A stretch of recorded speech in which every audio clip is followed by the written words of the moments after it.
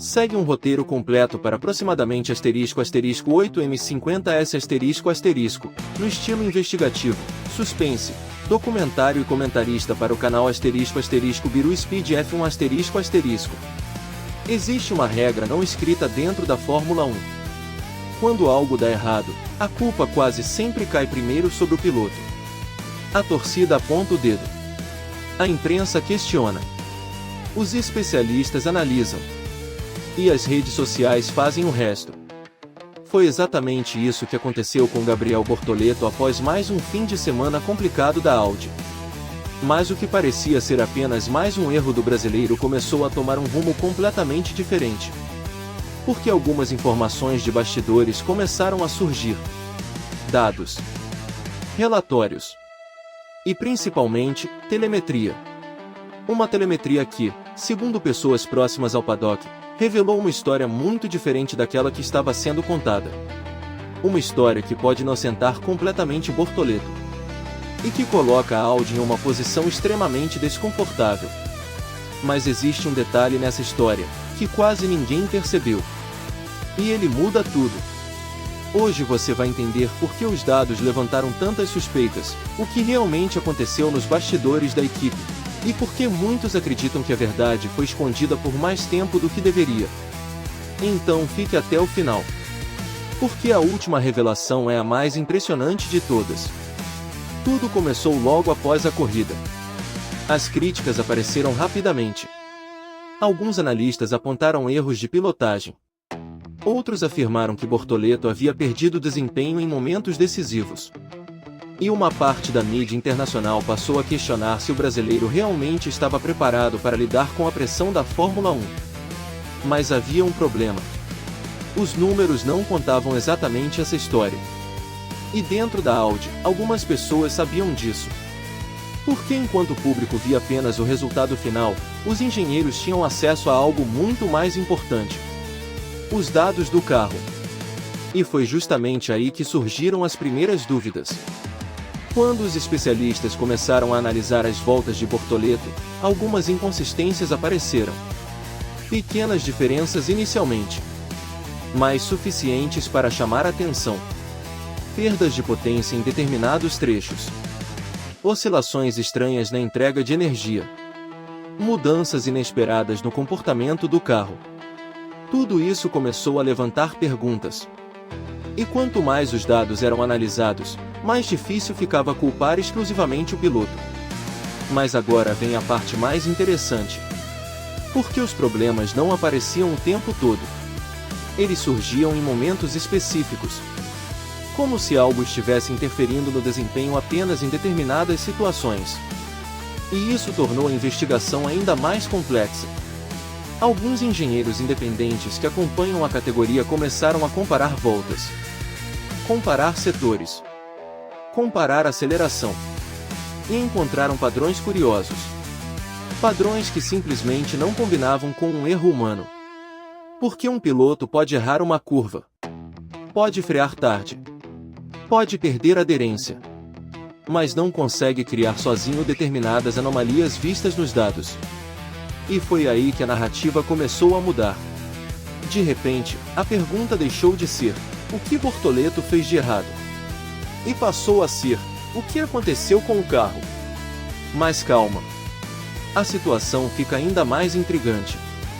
Porque, segundo rumores do paddock, alguns desses dados não foram imediatamente divulgados. Eles circularam apenas internamente. Entre engenheiros, diretores e membros da equipe. O que naturalmente aumentou as especulações. A Audi estava apenas analisando o problema? Ou tentando evitar uma exposição pública? Ninguém sabe ao certo. Mas uma coisa é inegável. A demora para esclarecer a situação criou ainda mais dúvidas. Enquanto isso, Bortoleto permanecia em silêncio. Sem acusações. Sem entrevistas explosivas. Sem ataques à equipe. Uma postura que chamou a atenção. Porque muitos pilotos teriam usado a oportunidade para transferir a culpa. Mas o brasileiro fez o contrário. Continuou trabalhando. Continuou participando. das reuniões. E continuou defendendo o projeto, mesmo sob forte pressão. Mas aqui vem o detalhe que impressionou muita gente.